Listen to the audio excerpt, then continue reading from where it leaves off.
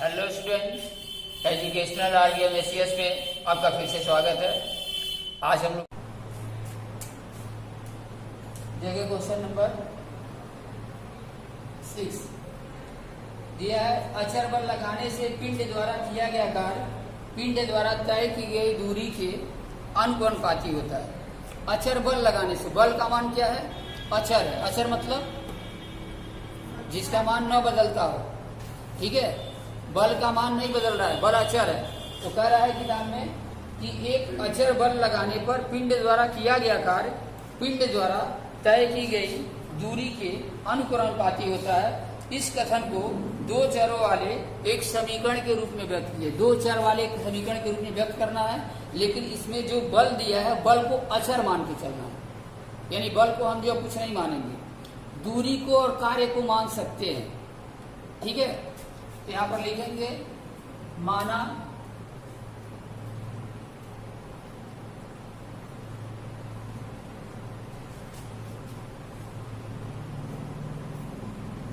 तय की गई दूरी या तथा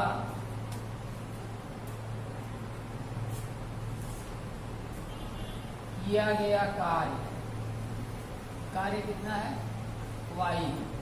दो तो हम अचर मान लिए, दो तो चर मान लिए। तय की गई दूरी को x मान लिए हैं और किए गए कार्य को y मान लिए, ठीक है। दूरी और कार्य को मान लिए हैं और बल क्या दिया है कि बल एक अचर है। अब क्या दिया है कि हम लोग जानते हैं कि बल बराबर होता है, कार्य बराबर होता है बल गुणे विस्थापन, यानी बल गुणे दूरी। कार्य बराबर होता है बल गुणे दूरी। अब यहाँ पर कार्य को हम किससे मापे हैं? y ले लिए हैं। बल यहाँ अचर है, अचर बल में देखो कुछ दिया है, दिया अचर बल 5 मात्रक लेकर दिया है ना। बल को कितना मात्रक लेना? 5। तो यहाँ पर ले लेंगे 5 और दूरी क्या है? x। तो y बराबर 5x x समीकरण है। अब कह रहा है कि इसको ले करके एक आलेख खींचिए। अब इसको ले करके एक आलेख खींचना है सबसे पहले, और आलेख खींचने के बाद क्या करना है? पिंड द्वारा अगर तय की गई दूरी 2 मात्रक हो तो आलेख द्वारा किया गया कार्य ज्ञात कीजिए। अब आलेख कैसे खींचेंगे? सबसे पहले ऐसे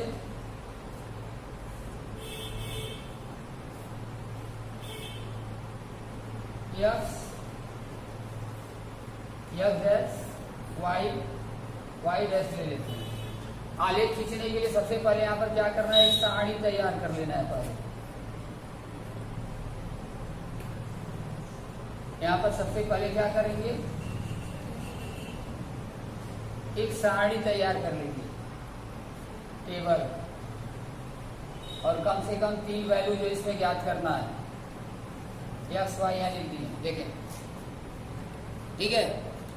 अगर यहाँ पर x का मान हम 1 रखेंगे तो y का वैल्यू कितना हो जाएगा? 5। 5 एकदम 5। x बराबर 1 रखेंगे तो y का वैल्यू यहाँ पर 5 आ जाएगा, ठीक। उसी तरह और भी कोई मान ले सकते हैं।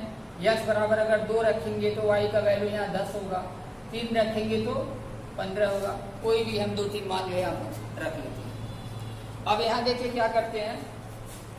x बराबर 1 2 3 दिया है, y बराबर 5 10 15 दिया है, यानी y की लंबाई अधिक होगी। यहाँ पर y को थोड़ा सा हम बड़ा कर लेते हैं और आलेख खींचने के लिए ग्राफ पेपर का यूज करेंगे तो सबसे बेहतर है। अब यहाँ पर देखें, यहाँ भी क्या करते हैं? यहाँ मान लेते हैं 5 मात्रक दूरी यहाँ पर है। यहाँ तक हम मान लेते हैं 5 है, यहाँ तक हमारा 10 है और यहाँ तक हमारा 15 है। यहाँ भी y पर इसी तरह से दूरी मान लेते हैं। यहाँ तक हम मान लेते हैं 5 है, यहाँ मान लेते हैं 10 है और यहाँ मान लेते हैं 15। यानी इसके बीच में 5 घर है, 5 यूनिट है इसके बीच में, 5 इकाई इसके बीच में। अब x बराबर 1 तो y बराबर 5, देखिए x बराबर 1, इसके बीच में जैसे अगर 5 भाग किया जाए, 1 2 3 4 5, ऐसे 5 बराबर भागों में अगर बांटा जाए तो एक भाग को लेंगे तो इसका 1/5 भाग, देखिए और थोड़ा सा बड़ा होगा इसका पार्ट। एक भाग अगर यहाँ पर लें, एक भाग लगभग यहाँ पे आएगा 1/5, तो x बराबर 1 है तो y बराबर 5, तो 1/5 जो है सीधे इसके सामने जाएगा, यानी एक बिंदु हमारा यहाँ पर निरूपित हो गया। इसको हम क्या करेंगे, ऐसे रिंग कर लेंगे, गोले में घेर लेंगे। 2/10, तो देखिए मान लेते 2 यहाँ पर कहीं बिंदु होगा ग्राफ पर, और 2/10 एकदम ठीक इसके सामने यहाँ जाएंगे, 10 के सामने, तो 2 पर ये हो गया हमारा 10, और 3/15 इसी में 3 भी होगा, और 3 पर ये चले जाएंगे 15 के पास, देख लेंगे, ठीक है। 3/15, और अब क्या करेंगे, इसी आलेख को स्केल से इसको मिला लेना है, इस आलेख को स्केल से मिलाना है, स्केल से मिलना चाहिए, सीधी एक रेखा प्राप्त होगी। जब भी आप लोग इसको खींचेंगे तो एक सीधी रेखा ऐसे प्राप्त होगी, जिसमें इसका निर्देशांक कितना है 1 5, इसका निर्देशांक है 2 10, और इसका निर्देशांक है 3 15, यह देखना दिया है, ठीक है। अब इसको इसी आलेख की सहायता से अब नीचे दिए गए प्रश्नों का उत्तर देना है, हल नहीं करना है इसी आलेख की सहायता से। जैसे पहला दिया है, यदि पिंड द्वारा तय की गई दूरी 2 मात्रक हो तो आलेख द्वारा किया गया कार्य बताइए। पिंड द्वारा तय की गई दूरी 2 मात्रक है, दूरी यहाँ 2 मात्रक है, तो देखिए यहाँ दूरी को x माने, दूरी 2 मात्रक है, तो किया गया कार्य कितना होगा, दूरी अगर यहाँ 2 मात्रक कर देंगे तो y बराबर क्या हुआ था 10 हुआ था, यही कार्य का मात्रक है, ये y कार्य है, देखो यहाँ पर लिखे हैं, है ना। तो पिंड द्वारा अगर तय की गई दूरी यहाँ 2 मात्रक होगी तो किया गया कार्य क्या होगा 10 मात्रक होगा, ठीक है। तो एक आंसर क्या हुआ, पहले वाला 10 मात्रक, ग्राफ से एक करके बता देंगे। जैसे यहाँ पर देखें हम 2/10 आ गया, पहला वाला जो बिंदु है ये दूरी है, और दूसरा वाला क्या है कार्य, ठीक है, ये बनाया गया है। पहली वाली दूरी यानी x जो ये हमारी बनी है ये दूरी का मात्रा है, और ये जो y हम बनाए हैं ये y हमारा कार्य के लिए, एक कार्य के लिए बनाया गया। तो पहले वाले के लिए 10 मात्रक, दूसरा दिया है 0 मात्रक, यानी दूरी को अगर 0 मान लिया जाए दूसरे के लिए। अब देखें, जब हम यहाँ x बराबर 0 मान लेंगे, यहाँ y बराबर भी क्या हो जाएगा 0 हो जाएगा, गेन होगा, तो ये क्या हो जाएगा, यहाँ भी 0 मात्रक हो जाएगा। अर्थात इससे क्या पता चल रहा है कि यदि किसी वस्तु के द्वारा बल लगाने से 5 न्यूटन का जैसे बल अचर दिया है, यानी 5 मात्रक दिया है, बल तो 5 मात्रक लगाया गया, लेकिन अगर बल लगाने से वस्तु में जरा भी दूरी विस्थापित नहीं करती है, यानी वो दूरी नहीं उसमें कोई आता है, इसका मतलब उसमें कार्य नहीं होगा। आई बात समझ में, कार्य तभी होता है जब बल लगाने से वस्तु में क्या हो विस्थापन हो, अर्थात वस्तु दूरी तय करे। यह हो गया क्वेश्चन नंबर 6।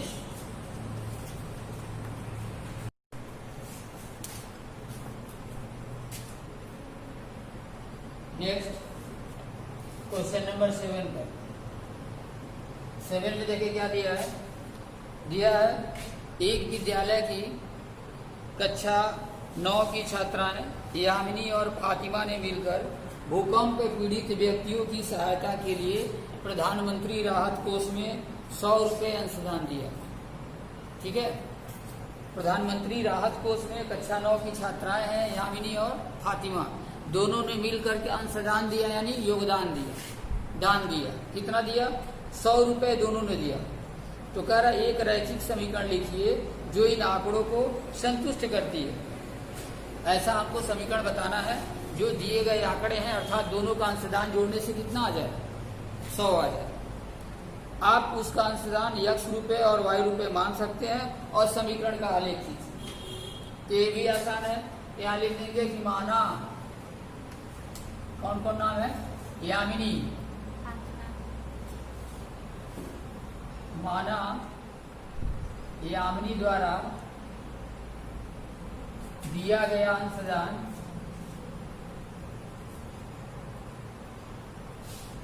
₹100 तथा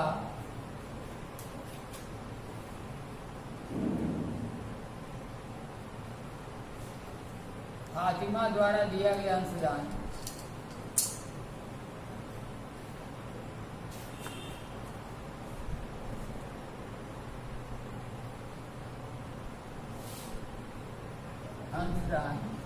₹Y है। यह दिया गया है कि यामिनी और फातिमा दोनों के द्वारा दिया गया अंशदान कितना है? X और Y है। अब यहाँ लिखेंगे प्रश्नानुसार।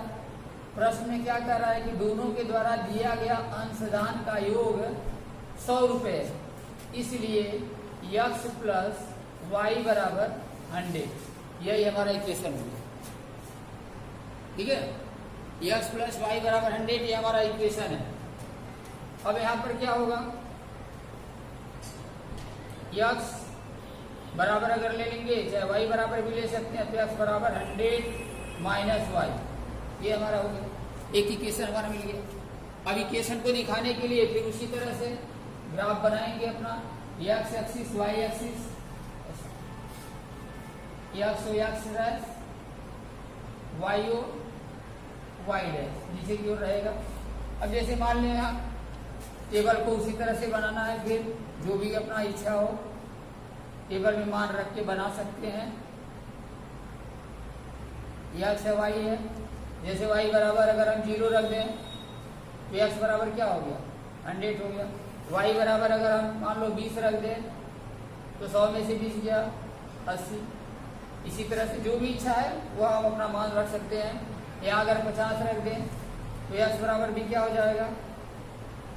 50 हो जाएगा। ये ना, मतलब दोनों का योगफल जो है 100 आना चाहिए। यही हमारा अंशदान है। अब यहाँ x अक्ष पर अगर बात लेंगे, जैसे मान लो कि यहाँ पर ले लेते हैं हम, ये 20 है, ये 40 है, ये 60 है, ये 80 है, ये 100 है। ऐसा मात्रक मानेंगे कि हम इस पर बना लें। ठीक। अब दूसरा इसी तरह इस पर भी मान लेंगे कि इतनी दूरी हम मान लेते हैं 20 है, ये हमारी 40 है, ये हमारा 60 है, दूसरा हमारा 80 है और ये हमारा 100। आगे अब यहाँ दिया क्या है कि x बराबर 100, तो x अक्ष पर 100 देखो यहाँ पर है और y बराबर 0, अर्थात एक बिंदु तो हमारा यहीं पर आ जाएगा। ठीक है। दूसरा 80 पर 20, तो देखो 80 यहाँ पर है, आप 20 कहीं यहाँ पर है, 20 के सामने वाली लाइन पे जाओगे, 20 की सामने वाली लाइन पे जाना, ये हो गया तुम्हारा 80 पर 20। तीसरा 50 पे 50, तो देखो 40 और 60 के बीच में कहीं 50 होगा। ठीक है, 40 और 60 दोनों के बीच में क्या होगा? 50 होगा। तो ग्राफ में देख लेना 50 कहाँ आ रहा है। ठीक इसके ऊपर जाएंगे और यहाँ भी 40 और 60 के बीच में आएंगे, तो जहां पर भी होगा यहाँ अपना बना लेंगे। जैसे 40 और 20 के बीच में यहाँ ये मान लेते हैं ऐसे जा रहा है, और 40 और 60 के बीच में 50 यहाँ मान लो ऐसे आ रहा है। मान लो यहाँ पर अगर कोई बिंदु हो, देख लेंगे ग्राफ में कहाँ आ रहा है। अब इनसे होकर के क्या करना है, हमें रेखा खींच देनी है। ठीक है। अब यही हमारे बिंदु का निर्देशांक है, इसका निर्देशांक है 100 एंड 100। दूसरे वाले का क्या है? 80 20। तीसरे वाले का क्या है? 50 पर 50। ये हमारा आलेख। ठीक है, बस यही आंसर हो गया।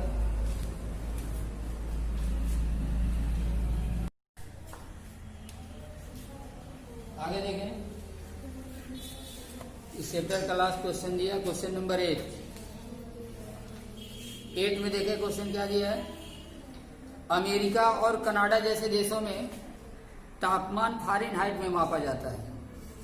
अमेरिका और कनाडा जैसे देशों में तापमान फ़ारेनहाइट में मापा जाता है, जबकि भारत जैसे देशों में तापमान सेल्सियस में मापा जाता है। यहाँ फ़ारेनहाइट को सेल्सियस में रूपांतरित करने वाला एक रैखिक समीकरण दिया है। समीकरण क्या दिया है? ये क्वेश्चन नंबर 8 है। समीकरण दिया है F equal 9/5C 9/5C plus 32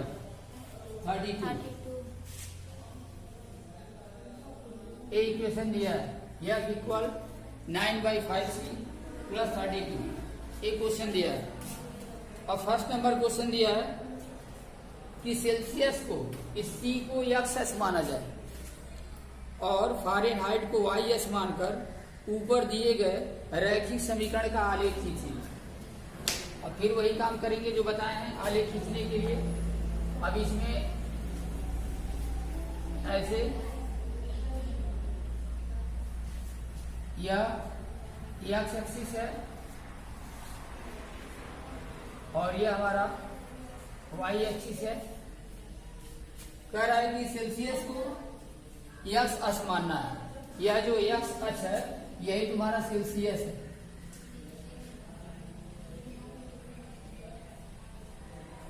यह x अक्ष हमारा सेल्सियस है, ठीक है। और जो y अक्ष दिया है यह हमारा फ़ारेनहाइट है।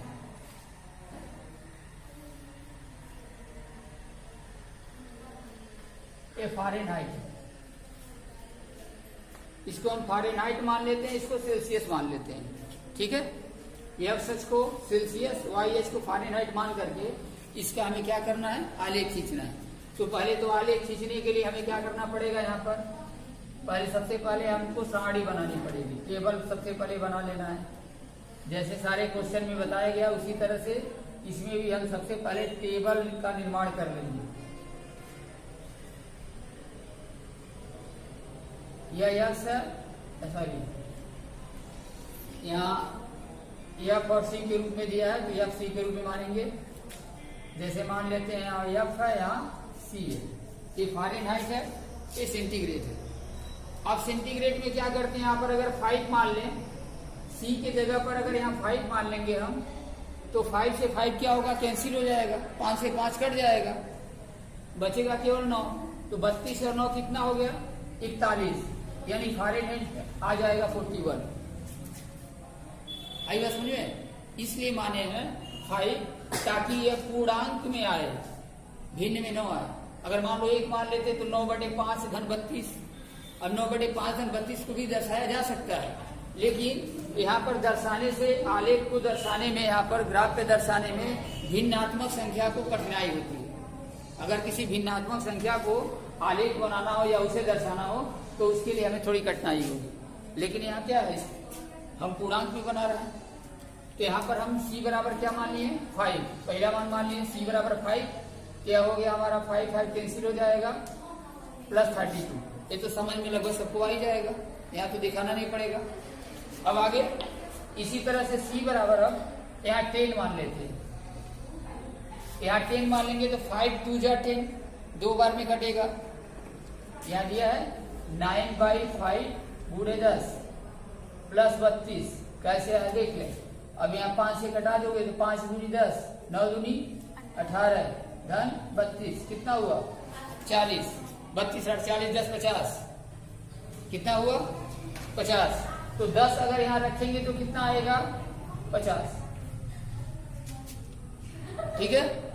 इसी तरह से तीसरा भी एक मान 10 के बदले 15 मान लें तो हो जाएगा 5 3 15, तो 9 गुणे 3 होगा। 5 3 15 करेंगे तो 9 3 27 आधन 32, यानी 27 प्लस 32 आएगा। और 27 प्लस 32 का मान निकालेंगे तो 32 7 39, यानी हो गया कितना? 59। 7 2 9 3 2 5, 59 आएगा। कब? अगर यहाँ पर 15 मान लेते हैं तो यहाँ 15 मान लेंगे तो यहाँ हो जाएगा 59। अब यह हमारा साड़ी हो गई। जब साड़ी तैयार हो जाती है तो साड़ी के अनुसार हम x अक्ष और y अक्ष पर पैमाना भी मान लेते हैं। साड़ी के अनुसार ही पैमाना बनाते हैं। साड़ी हमारा कहाँ तक जा रहा है इसमें देखते हैं कि मान कहाँ तक गया है। देखो लास्ट मान कहाँ तक है 59, यानी कम से कम हमको 60 तक बनाना है। ठीक है, तो ग्राफ पेपर पर जो इसमें दिया गया हो खाने जो खांचे बने हैं उसमें देख लेते हैं कि कहाँ तक हमारा जो कैसे हम व्यवस्थित करेंगे कि हमारा 59 तक कंप्लीट हो जाएगा। अब जैसे मान लो हम यहाँ क्या करते हैं, यहाँ दर्शाने के लिए हम 10-10 अंक ले लेते हैं। इसको मान लेते हैं यहाँ तक 10 है, इसको मान लेते हैं 20 है, इसको मान लेते हैं 30 है, इसको मान लेते हैं 40 है, इसको मान लेते हैं 50 है, और थोड़ा इसको और आगे की ओर बढ़ा लेते हैं और इसे हम मान लेते हैं 60 है। यह हमारा x सेल्सियस पैमाना। दूसरा इसी तरह से यही माप इस पर भी लेंगे, या इस पर तुम लोग कुछ दूसरा भी अगर माप मानते हो तो नीचे पैमाने पर लिख देना है। नीचे पैमाने पर लिखना है। जैसे कि मान लो ग्राफ में क्या होता है कि खाने होते हैं 5-5 अंक के खाने होते हैं, उसके बाद 10 का मिला करके एक बड़ा वर्ग होता है, स्क्वायर होता है, तो उसको हम छोटा भी मान सकते हैं। लेकिन यहाँ पैमाना नीचे लिखना पड़ेगा कि पैमाना इतना घर बराबर जो इतना अंक है, ये लिखना पड़ेगा, दर्शाना पड़ेगा। और नहीं तो इसी के बराबर हम यहाँ भी मान लेते हैं। यहाँ पर अब यहाँ भी वही चीज मान लेंगे कि 10, यहाँ 20, 30, 40, 50, ये फ़ारेनहाइट वाला ना, तो फ़ारेनहाइट वाले में बढ़ेगा 50 के बाद 60। ये हमारा हो गया, ठीक है, ये हमारा 60 हो गया। अब यहाँ पर 10, 20, 30, 40, 50 और 60, ठीक है, 6 घर यहाँ भी बना। अब यहाँ क्या करेंगे, C बराबर देखो यहाँ दिया है 5, तो सेल्सियस पैमाना इस पर है, फ़ारेनहाइट वाला पैमाना इस पर है, y पर है। तो यहाँ पर क्या देखेंगे, F पर 41, जैसे पहले तो x पर ही जाएंगे, तो पहले हम x पर जाएंगे, तो x वाला पैमाना क्या है, सेल्सियस का है, तो सेल्सियस पर 5, तो सेल्सियस पर 5 क्या होगा, 0 और 10 के बीच में यहाँ कहीं बिंदु 5 होगा, 0 और 10 के एकदम बीच में, और उस पर 41। तो देखिए अब देखोगे ग्राफ पेपर पर सीधे यहाँ से स्केल से देख करके जाएंगे 41 से बस थोड़ा सा पॉइंट जो ऊपर जाएगा, 41 से थोड़ा सा पॉइंट ऊपर यहाँ कहीं बिंदु जाएगा, 0 और 10 के बीच 5 होगा, और 5 से सीधे ऊपर 40, 41 है, जो भी पॉइंट जाए, तो यहाँ पर थोड़ा सा पॉइंट ऊपर कर देंगे। इस बिंदु का जो निर्देशांक है यह दिया है हमारा 5 और 41, ये 5 और 41 हो गया। 5 इसलिए लिखे हैं, देखो पहले यहाँ तो 41 5 है, लेकिन हम सेल्सियस माने हैं, तो सेल्सियस वाले को क्या माने हैं, x अक्ष माने हैं। अब पहला मान हमेशा किसका होता है, x का होता है, दूसरा मान y का होता है। तो यहाँ पर x y नहीं लिखा गया, यहाँ फ़ारेनहाइट और सेंटीग्रेड में लिखा गया, यानी सेल्सियस में लिखा हुआ है। तो यहाँ पर x है, y है, आई बस में। दूसरा देखो C बराबर 10 दिया है, तो C बराबर 10 देखें यहाँ पर है, और ये लिया है 50, तो यहाँ पर आ जाएगा 10 के ठीक ऊपर, स्केल से सीधे जाएंगे, और यहाँ 50 के ठीक सामने यह बिंदु हमारा होगा ए वाला। यह जो बिंदु दर्शाया गया है यह हमारा 10 पर 50 होगा। तीसरा 15 पर 59, यानी 7 तक, 60 से थोड़ा कम होगा, तो 15 क्या है, 10 और 20 के बीच, इसको भी मिटा देते हैं, 10 और 20 के बीच में यहाँ 15 होगा, और 15 के ठीक ऊपर, और 60 से थोड़ा सा नीचे, 60 से थोड़ा नीचे, और 10 और 15 के सीधे लाइन पे जाएंगे, 60 से थोड़ा नीचे जहाँ भी जाएगा यह बिंदु मान लेंगे, और इस बिंदु को हम मान लेते हैं कितना, 15 पर 59 है। यह वाला हमारा 10 पर 50, और पहला वाला हमारा दिया था 5 पर 41। ठीक है, अब ऐसे जो है इसको बना करके और इसको स्केल से मिला देंगे। अब स्केल से मिला देना, ये लाइन जहां भी जाए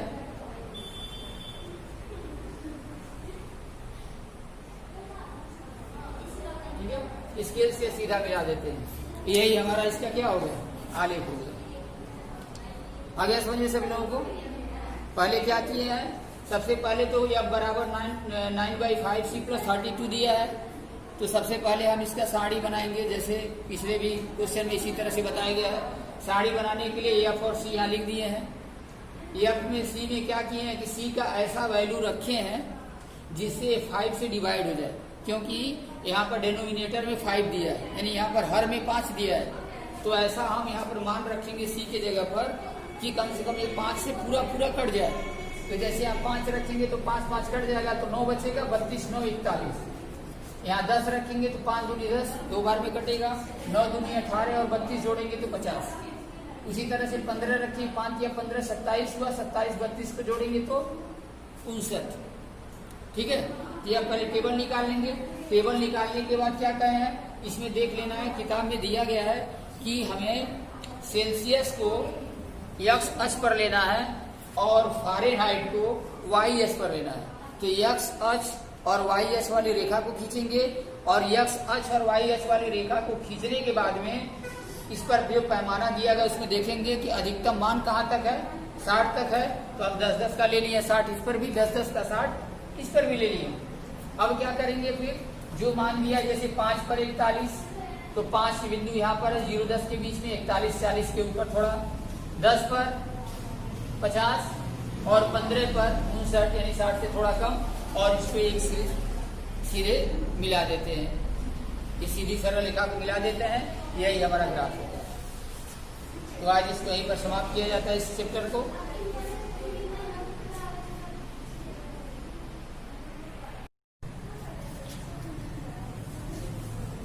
अभी इसी का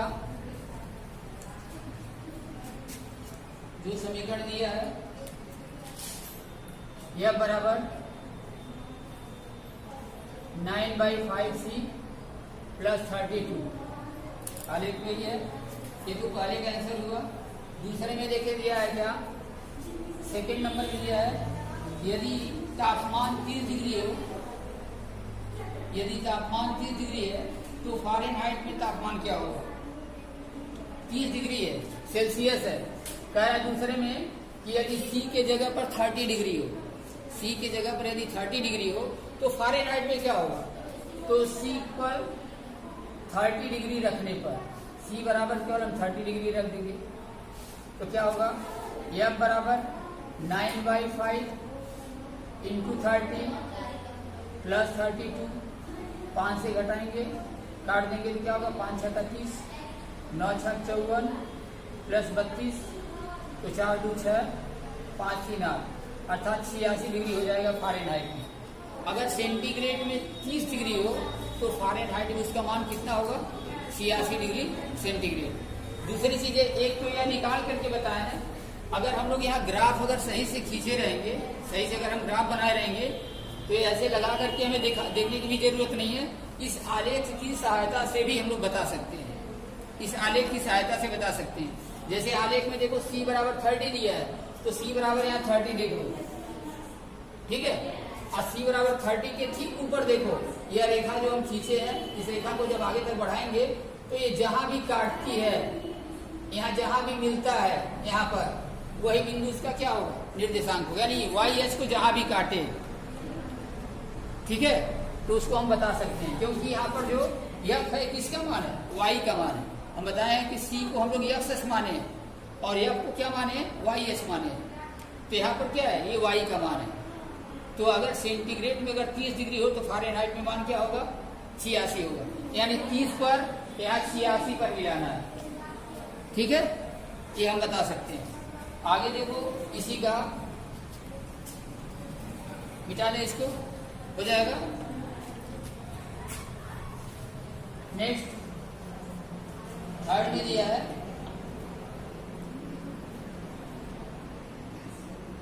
थर्ड में दिया है यदि तापमान 95 डिग्री फ़ारेनहाइट, तापमान दिया है F बराबर दिया है 95 डिग्री, F का वैल्यू दिया 95 डिग्री है, तो C का वैल्यू क्या होगा? फिर वही काम करेंगे, F के जगह पर यदि हम 95 रख देंगे यहाँ पर, तो 95 बराबर 9/5C और प्लस हो जाएगा 32। अब क्या करते हैं, हम इसको यहाँ रखते हैं, क्या हो जाएगा 9/5C इक्वल 95 माइनस 32, ठीक है, 95 माइनस 32। अब यहाँ पर 9/5C बराबर 95 माइनस 32 लेंगे।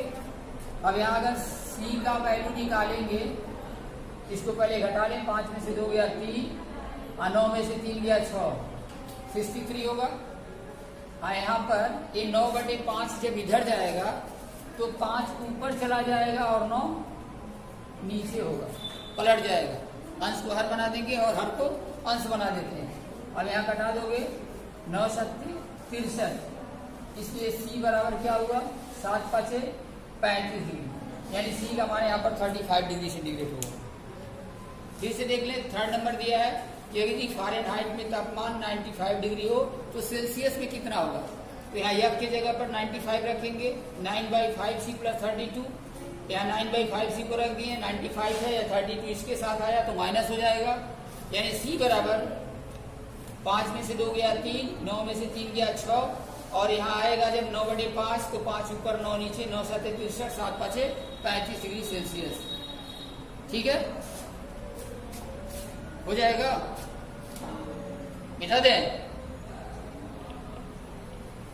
आगे देखें, इसी तरह दिया है यदि तापमान 0 डिग्री सेल्सियस है, यदि तापमान 0 डिग्री सेल्सियस है। नेक्स्ट देखिए, 4 नंबर दिया है कि यदि यहाँ तापमान 0 डिग्री सेल्सियस है, C है, C माने सेंटीग्रेड, सेल्सियस, तो यहाँ पर हम अगर 0 रख देंगे तो पूछा है कि फ़ारेनहाइट में तापमान क्या होगा। तो देखो 4 नंबर में फिर यही करेंगे, C बराबर 0 रखने पर, तो यहाँ जब C 0 रखेंगे तो पूरा वैल्यू 0 हो जाएगा, तो F बराबर क्या होगा 32, F बराबर 32 यह वैल्यू आ जाएगा। ये 4 नंबर है। नेक्स्ट देखें, उसी में और दिया है यदि तापमान 0 डिग्री फ़ारेनहाइट है, यदि तापमान 0 डिग्री फ़ारेनहाइट है, अर्थात यदि फ़ारेनहाइट में तापमान 0 डिग्री सेंटीग्रेड दिया हो, 0 डिग्री दिया हो फ़ारेनहाइट में, तो सेल्सियस में क्या होगा। तो यहाँ क्या करेंगे, अब F की जगह पर 0 रखेंगे। तो देखें, अगर इसी को हम लोग यहाँ इसी इक्वेशन में यदि इस F की जगह पर 0 रखते हैं तो इक्वल हो जाएगा 9/5C प्लस 32, ये हमारा होगा, क्योंकि F की जगह पर यहाँ पर 0 रख दिए। अब यहाँ पर क्या होगा कि 9/5C इक्वल हो जाएगा माइनस 32, ये इधर आएगा तो माइनस हो जाएगा, और यहाँ से अगर C का वैल्यू हम निकालेंगे तो C बराबर हो जाएगा -32 इंटू, अब एक 5 ऊपर चला जाएगा और 9 नीचे आ जाएगा, ऐसे। इसका वैल्यू कितना हो गया C का, 5 दूनी 10 और 5 तिया 15, 1 16, -160/9 सेंटीग्रेड में -160/9 आएगा, ठीक है। नेक्स्ट देखें, इसमें एक क्वेश्चन और दिया हुआ है। क्या दिया है, पूछा है कि क्या ऐसा भी कोई तापमान है जो फ़ारेनहाइट और सेल्सियस में एक समान होता है। क्या ऐसा भी कोई तापमान है जो फ़ारेनहाइट और सेल्सियस दोनों के लिए संख्यात्मकतः समान है, और यदि हाँ तो उसे ज्ञात कीजिए। ऐसा मान हमको ज्ञात करना है कि जो संख्या की दृष्टि से दोनों में समान हो, संख्या की दृष्टि से समान हो, पॉजिटिव निगेटिव में नहीं, संख्या की दृष्टि से दोनों क्या होना चाहिए, समान होना चाहिए। तो यही हो सकता है। तो मान लेते हैं कौन सा ऐसा वैल्यू है जो दोनों में समान हो। तो इसके लिए देखें क्या करेंगे, क्वेश्चन नंबर कितना है 5।